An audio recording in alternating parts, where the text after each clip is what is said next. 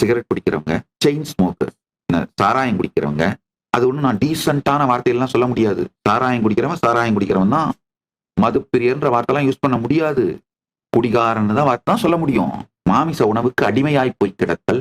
இத பண்றவங்கெல்லாம் அவங்களுக்கு ஒண்ணும் ஏதோ அதனால தப்பு, அதனால உடல் நலம் கெடும், மனநலம் கெடும், உயிர் நலம் கெடும்லாம் தெரியாமலாம் இல்லைங்க. தெரியும். ஆனா என்னடா பண்ண போறோம் லைஃப்ல? இந்த ஆர்குமெண்ட்ட நார்மலைஸ் பண்றாங்க.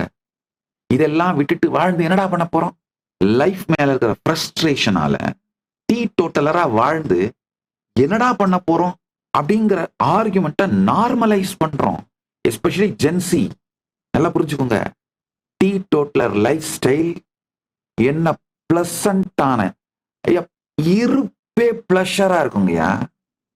Celebrate being a human. ஏய் ஜென்சி, முதல்ல இத புரிஞ்சுக்கோங்கப்பா. Celebrate being a human. டீ டோட்டலரா இருந்தீங்கன்னா you can celebrate being a human பா.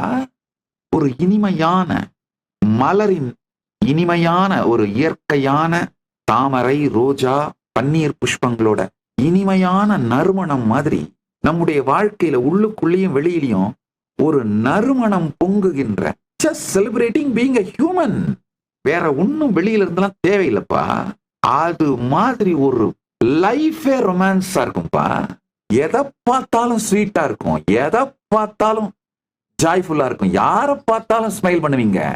அதுதான் செலிப்ரேட் பீங் எ ஹியூமன். நீங்க லேயர் பை லேயர் ஆஃப் ஃப்ரஸ்ட்ரேஷன்ஸோட லேயர் அதிகமாகி அந்த ஃப்ரஸ்ட்ரேஷன் நீங்க ரியாக்ட் பண்றது அதுக்கு பர்வர்ஷன். இது மல்டிபிள் காம்ப்ளிகேஷன்னால உங்களுக்கு உங்களோடயே இருக்கிற உறவு ரொம்ப காம்ப்ளிகேட் ஆகி போய் தாங்கயா. வாழ்ந்து என்னடா பண்ண போறோம்? அட்ரா தண்ணி அட்ரா பார்க்கலாம்டா, குடிடா, என்ன வேணா குடிக்கலாம்டா, அட்ரா ஸ்மோக் பண்றா, என்ன வேணா பண்ணலாம்டா, பாத்துக்கலாம்டா, வரப்ப பாத்துக்கலாம்டா, இருடா, இதுக்கெல்லாம் கூட பயந்துட்டு இருக்கிற அப்படின்ற ஒரு தற்கொலை முடிவோடு செயல்படுகிறீர்கள். இந்த வாழ்க்கை மேல ஃப்ரஸ்ட்ரேஷன் வந்து தற்கொலை முடிவோடு செயல்படுகின்ற அந்த எண்ண ஓட்டத்தோடு அதன் காரணமாக போதை பழக்கங்கள் மற்ற இப்போ ஸ்மோக்கிங்கு, குடி இதோட நிக்கல, கஞ்சாக்கு போயிடுச்சு. மற்றபடி வேற போதை வஸ்துக்கள், பேரே தெரியல எனக்கு, அந்த மெத்து, ஏகப்பட்ட போதை வஸ்துக்கள், இதெல்லாம் வாழ்க்கையோட நார்மலைஸ் ஆக ஆரம்பிச்சிருச்சு. இது மாதிரியான மனம் உருவாக்கிட்டீங்கன்னா என்ன பண்ணாலும் ஃபெயிலியர் தான். மாசம் 10 லட்சம் இல்ல 20 லட்சம் இல்ல 50 லட்சம் சம்பளம் வாங்கினீங்கனாலும் என்ன யூஸ்? உடல் மனம் உணர்வை விற்று வாழ்க்கையில் எதை சேர்த்தவனும் மிக பெரும் மூடன்.